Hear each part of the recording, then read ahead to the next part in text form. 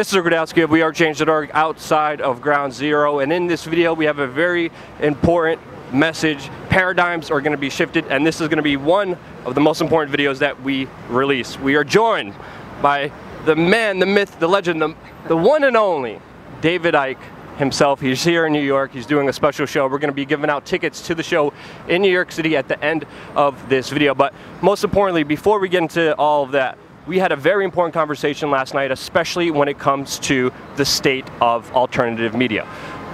What is the state of alternative media, David? Well, I think it's sad the way some of the alternative media has gone. In fact, quite a significant part of it, particularly in the United States, because people use this term, alternative media, as if it's like one thing. It's not. It's a vast spectrum of perception and view that goes from almost indistinguishable from the mainstream, right across to, well, people like me who are challenging and questioning everything, including the official version of reality itself. And that's fine. People can work in their particular area of interest, but the common theme for me that makes it the alternative media, wherever it is in that spectrum, is that it is questioning, exposing, and challenging the official version of whatever the subject area it's operating in. And what I'm seeing since the emergence of Donald Trump is a regression from that in terms of significant parts of the alternative media, particularly in the United States.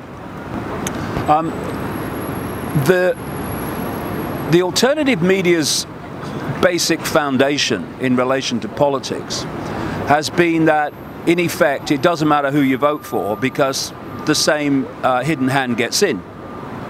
So it doesn't matter if it's Republican or Democrat or Labour or Conservative in Britain, basically the same political class is in control, and thus nothing changes. It's actually deeper than that, the reason nothing changes, but that's fair enough at that level as well. Since the emergence of Donald Trump, suddenly much of that has changed. Suddenly Donald Trump, this vacuous, demagogic man who just comes out with stock phrases about everything without any substance, without any explanation of how these things are going to be brought about. This man who plays on people's fears, on people's prejudices, that somehow this man is going to take on what they call the globalists. And as a result of that, the narrative has changed in these parts of the alternative media from you can't trust any of them, it's all a rigged system, to actually it is rigged, but against Trump in favor of Clinton. And what I see is some areas of the alternative media becoming little more than an alternative Fox News, who are pushing this, well, Republican candidate in theory, this man promoting himself as the man who's going to make America great again. What does that mean, Donald? We never hear that. And so we have moved back from the narrative that made the alternative media different, which is it's not the person you should be looking at, it's the system. It's the system that says, in almost every country, not least America, that there are two parties, sometimes three, but usually two, that have any chance of forming a government. So you vote for Party A and they get into government and you don't like what they do. So to get Party A out, you vote for Party B and they get into government. Then you don't like what they do because they're just a continuation of what Party A did. But to get Party B out, you've got to go back and vote for Party A. And so you have this bang, bang, bang, bang about change between two masks on the same face. But what has changed in this Trump era, from the moment he started to basically run for the Republican nomination, is that that's been forgotten, and suddenly Trump is different. And he's actually, in many ways, dictated the way that these parts of the alternative media are reporting things. You know, when he started coming out and saying he was going to build a wall to keep immigrants out, and he was going to ban all Muslims and all this, I noticed very clearly that when there were terrorist attacks, say in Europe, what the alternative media have become well known for and brilliant at is dissecting the official story of the terrorist event to show us actually it's a manufactured problem reaction solution to justify more police state and more control and surveillance. But what I'm seeing now since this Trump period began is that a lot of that's gone out the window. Now terrorist events are not being dissected in the way they were before by this particular area of the alternative media anyway. They're being used as a means to bash Muslims and to cast all Muslims with the actions of a few. And it's quite not disturbing, but I find it very unpleasant to see videos from alternative researchers talking about the hate of Islam and the way it's a hate religion. And they're delivering those videos with absolute hatred in their eyes and in their face. And what I'm sure many people who've kind of followed the alternative media, I'm sure many of them are a bit confused about what's going on. It's not the way anything's going to change, because what they're doing is becoming that which they've claimed to be exposing. They're becoming the polarity. They're becoming the means for divide and rule instead of bringing people together. And this situation has actually come about most demonstrably since Trump came on the scene.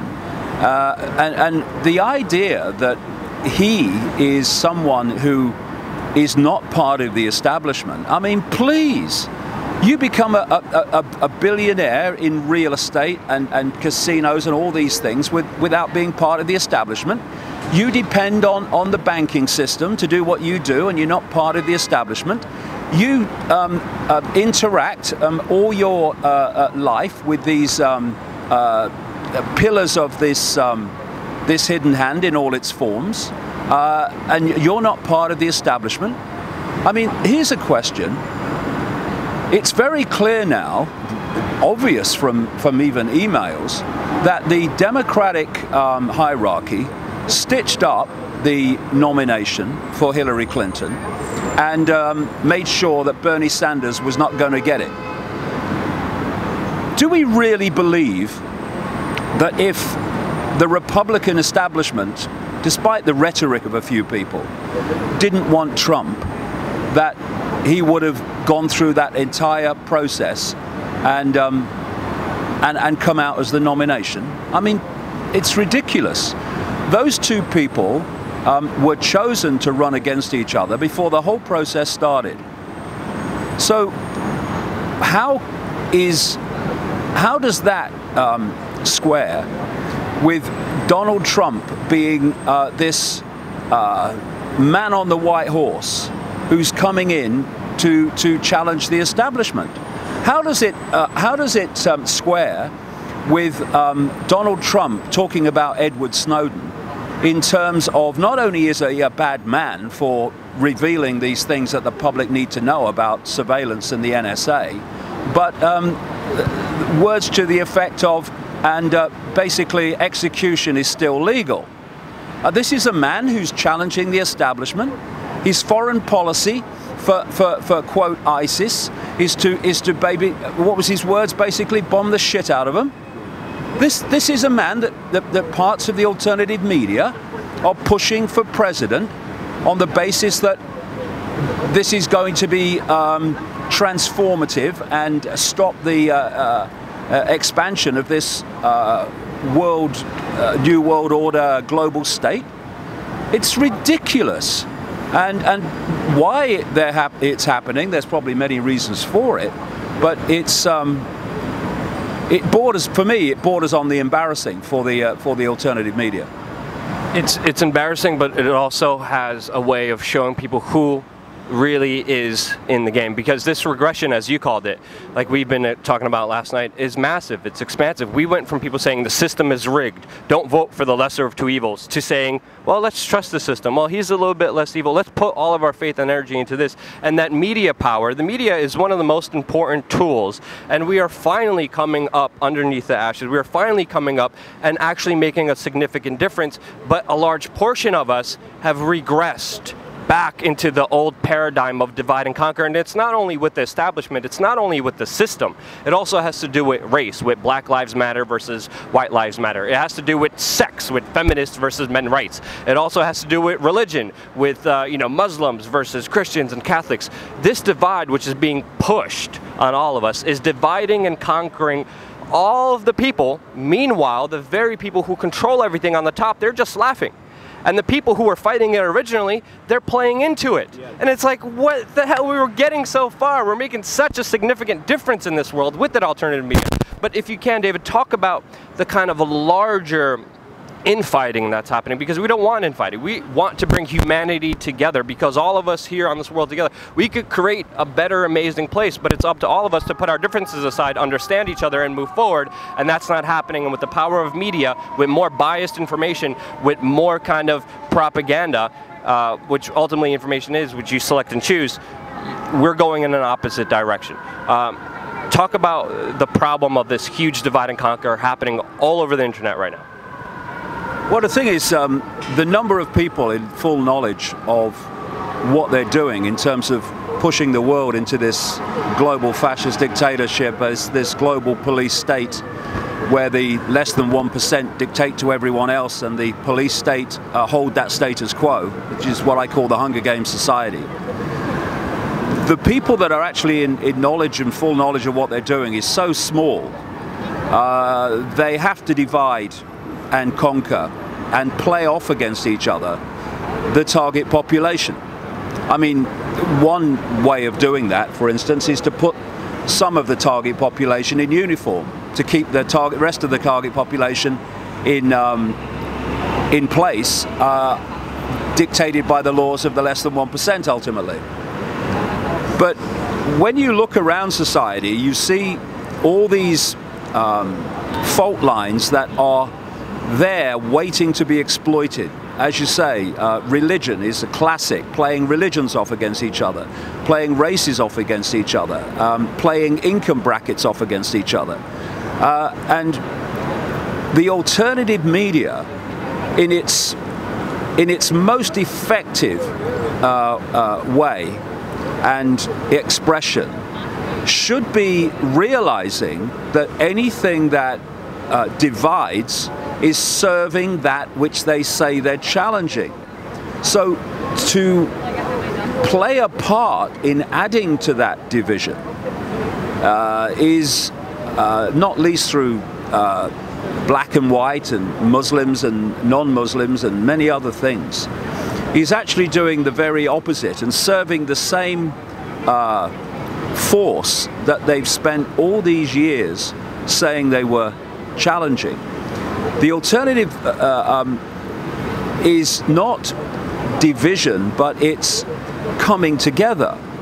One of the things I really press and talk about at length in these talks on this World Speaking Tour is that we have to reevaluate who we are.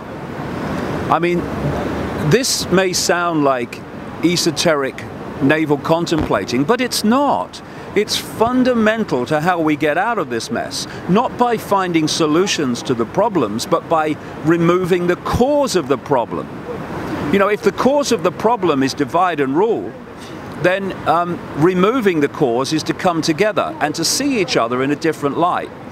Now, one of the things that where I'm coming from is that we need to reevaluate our self-identity from our name, our race, our religion, our income bracket, our life story, which I call phantom self, to the realization which this system has sought to keep from us, not least through religion and mainstream science, that we in our prime eternal form are simply awareness, a state of being aware. All these forms and bodies and black and white and all this stuff are just vehicles for this awareness to experience itself. Thus, in our prime form, we are all the same awareness having different experiences. I put it like this: we are different points of attention within an infinite awareness.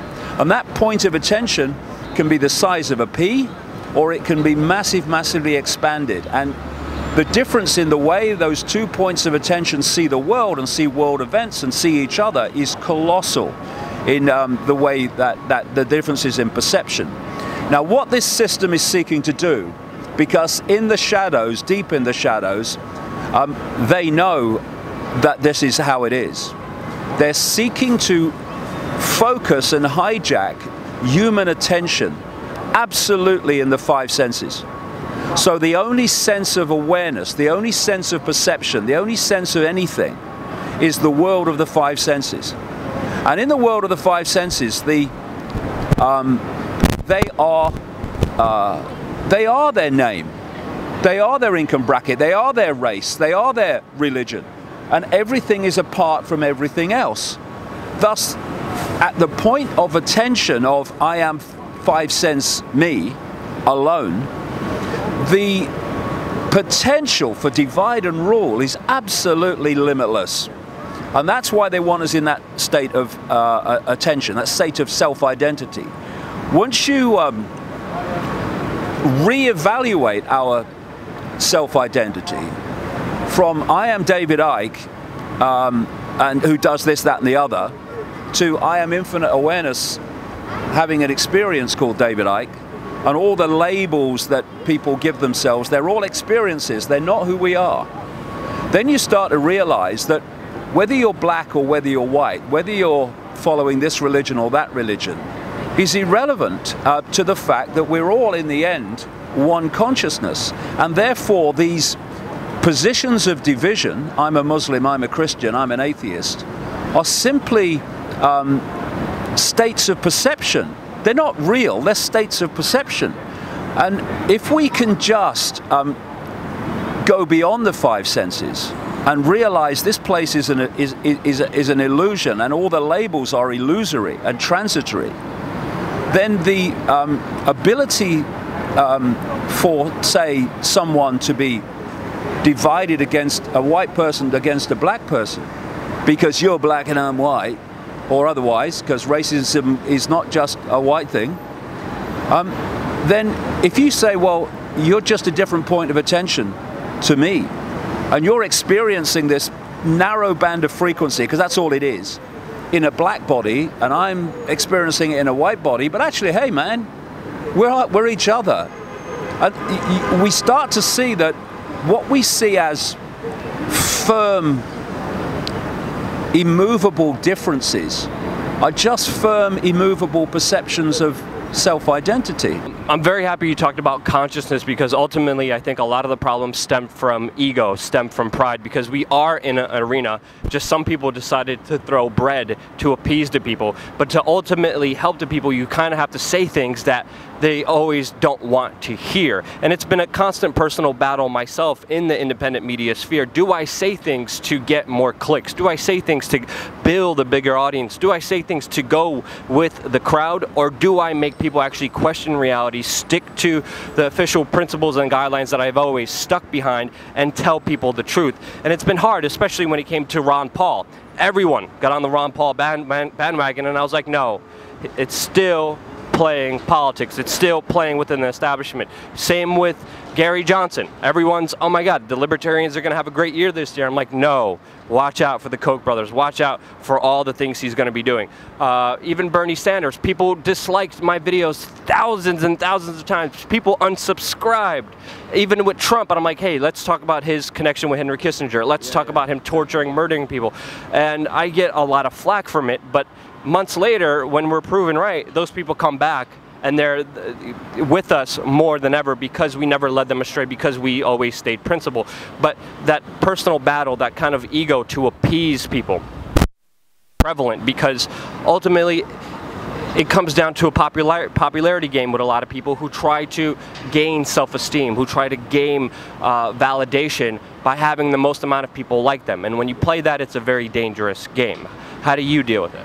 Well, my philosophy and approach right from the start, 26 years ago, has been basically build it and they will come. Speak your truth.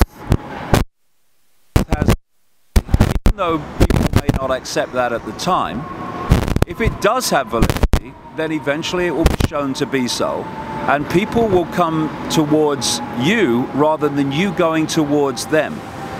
We live in a world in which people are programmed from cradle to grave through peer pressure, parental influence in the early years, through the mainstream media, through the education system, and all these things. And if people download this version of normal, this version of how things are, fire engine going past, by the way, then if you're going towards them to appease them so they like you or so they agree with you, then you're going towards the program. If we're going to make a contribution, then it's dismantling the program, dissecting the program, showing it's a program, showing it's not real, it's to keep you in perceptual servitude to a belief system that suits the state. And of course, when you do that, then that which is still seeing the program as normal is going to call you mad, it's going to ridicule you, it's going to dismiss you. But if what you say, like I mentioned, it has validity, eventually more and more people will start to see that. And they'll move off what I call this postage stamp consensus.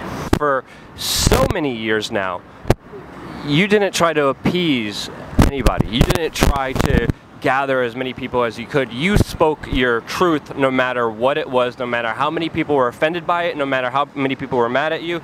And you've been at the brunt of so much hatred against you, but you always stuck to being the truest version of yourself, which is extremely important. But once you give away your power and you make your power, I want more likes, I want more clicks, I want more followers. You're not yourself. How do you do that? You become them. Exactly. You have to become them, so because people are looking to people to agree with them. So when you're way out off the postage stamp, then people, you're obviously often way away from people's perceptions and beliefs. Mm-hmm. So they're going, the guy's looking mad, that man. And therefore, if you want more clicks and pats on the back and more kind of adulation, then you have to go towards them. Even though you might not want to, you go towards them because adulation and clicks are more important to you than standing in your own power and in your own self. So what you have to do is you have to become them, that which you wish to attract, by saying that which you may not believe, to engage with them and them to engage with you. My philosophy is simple: speak your truth and whatever happens, happens. Because the alternative of not speaking your truth, or speaking your truth, is not speaking your truth. And where's that going to take us? If you can program someone to believe they have no power and they are little me, their experience every day will be of someone who has no power and is little me. So the downloading of perception takes everything, because this world is just a holographic, in fact, illusory physical reflection of human perception, individually and collectively. And so all through our lives, if you look at it, from the moment we come into this world, our perceptions are being engineered and downloaded. And if we take them on, and if we believe in them, then we will manifest the world that those perceptions reflect. No power, little me, I have no control over my life. That will manifest. If we come from the point of view of we have power and potential to manifest our own reality, that we are not little me, we are infinite awareness having a transitory experience, then we create a different reality. Suddenly, the lives of those people become synchronistic adventures, where things that you need come into your life without you looking for them. Where you could find symbolically a sixpence in a desert, compared with people who live phantom self lives who nothing ever happens to. You know, people say, oh, nothing ever happens to my life, it's so boring, every day's the same. Why? Because your perception of yourself is that, thus your experience must be that. Now this complete, utter and total connection between perception and experience is understood by that hidden hand. And that's why the human mind is bombarded 24/7 with downloads of perception. We've got to take our minds back. We've got to take our self-identity back. And when we do that, everything must change. Because this is a movie screen. I say symbolically, actually it's a holographic movie screen, and it's very, very short of just symbolic. I'm talking virtually literally. If you want to change the movie, you don't change the screen or what's on the screen by shouting at the screen. Even here in Zagoti Park, you don't even change it by protesting at the screen where the Wall Street protests were. What you do is you change the projection that's making those pictures appear on the screen. And that projection is in here, and it's called self-identity and perception of reality. That's the stadium in which this world will change or will stay the same. And the alternative media that is still stuck in the world of the five senses, which I have to say is the vast majority of it, needs to start moving in its perception of reality. Otherwise, it will go on going round and round in circles within five sense reality, believing in five sense reality is real, and it will change nothing. And eventually, as it changes nothing, start to recede and regress back into that it came out of. And I'm seeing it now. And it's got to stop if we're going to make a difference. Wow, that's a major information download. 100% with you, 100% agree. If you want more of David, he's doing an all-day talk in New York City in a few days. The person who comments first and is in New York City will get a ticket to this. The other tickets will be given out on twitter.com/Luke WeAreChange. We have about 5 tickets we're going to be giving out, so you could be in attendance at David Icke's event in a few days here in New York City. The link will be in the description below. Wow, wow, wow. 100% agree. Great to see you again, Luke. Great to see you again. Anything else? Any last parting words? When anyone tells you to be anything but yourself, whether it's a parent, whether it's peer pressure, whether it's the blokes at work or the people down the bar, walk away. Walk away. I am me, I am free. I am someone else, I'm in jail.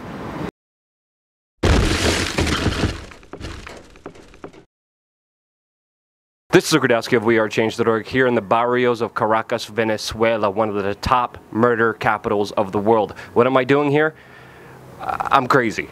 As a journalist, I try to give you stories that all the other journalists are afraid to show you. I want to show you the raw truths of exactly what's happening in this world, but I think I did too much coming here to Venezuela. I'm joined by another crazy man, the one and only Jeff Berwick of the Dollar Video.